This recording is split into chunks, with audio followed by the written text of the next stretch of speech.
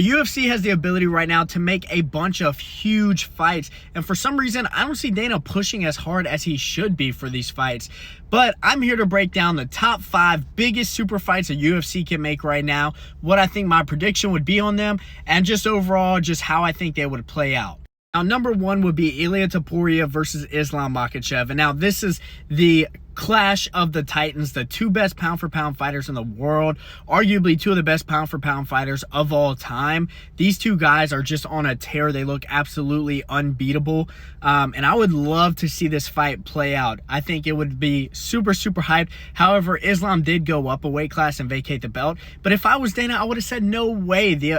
As big as this fight could be, you have to stay and fight Ilia, or else you're not going up and getting an immediate title shot, because there's no way I'm missing out on this fight if I'm Dana White. Now, I think if the fight happened at lightweight, I actually think Ilia Topuria would win. The reason being is because we've never really seen him in any type of trouble. I mean, Max gave him a little bit of trouble for the first 2 rounds, but I mean, Ilia still arguably won those rounds and then knocked him out in the 3rd. So we have seen Islam hurt. That fight against Dustin was a war. That fight against Volk 1 was incredibly close. We've seen Islam hurt. We've seen Islam in close fights. We really haven't seen that from Ilia. He absolutely torches everybody that's put in front of him. I mean, Charles, we thought we were going to see the grappling tested, and he slept Charles. And people are like, okay, maybe Charles is washed. Well, then Charles comes out here and absolutely ragdolls Gamrot in the grappling exchanges. So no, Charles isn't washed. Ilia is just that good.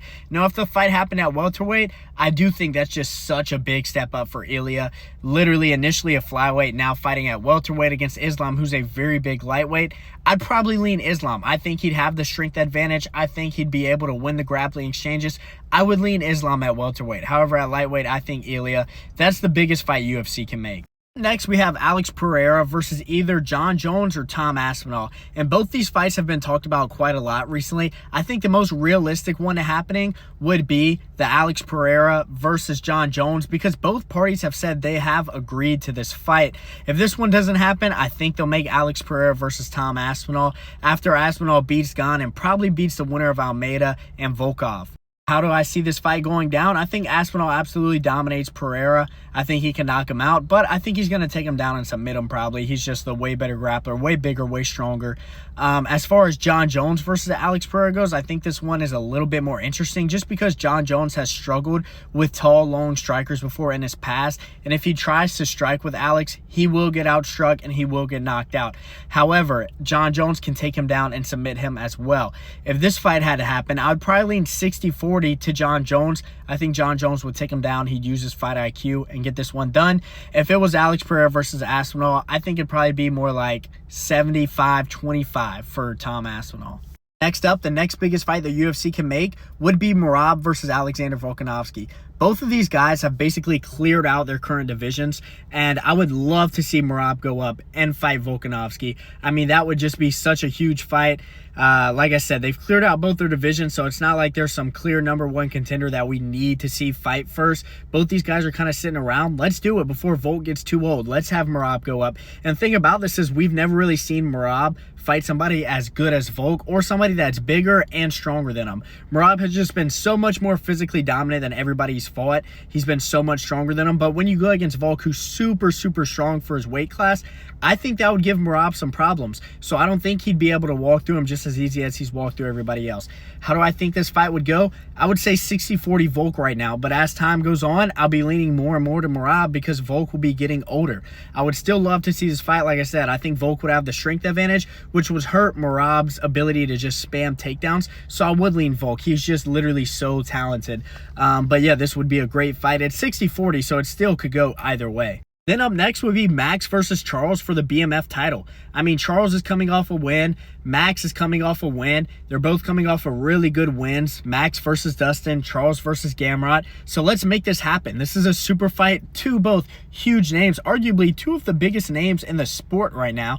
And this would still be a great fight because both fighters shown that they are still very, very good in their previous fights. They both had great outings. So it's not like we're getting washed versions of them. I think this would be a great fight. How do I see it playing out? 70-30 Max. I think Max has a clearer edge here. He has great takedown defense. He has the striking advantage. Even if it does go to the ground, he's very well aware on the ground. He has great fight IQ. He can avoid submissions. I think Max gets this one done. He looked insane in his fight versus Dustin. Honestly, maybe his most impressive victory of his career. I mean, that was absolutely insane. That fight, the Cater fight, the Volk 3 fight, I mean, those were all insane performances.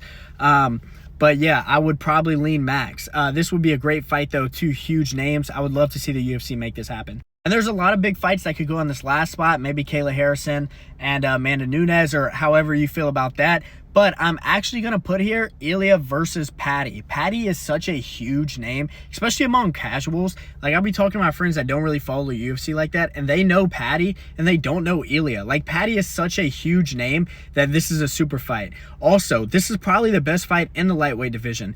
Nobody wants to see Ilya Gaethje. Sorry, we know how that's going to play out. And we do know Ilya is going to torch Patty, but Patty has a way better chin than Gaethje, and he has way better grappling. So who knows? Maybe he can take him down and fluke a submission.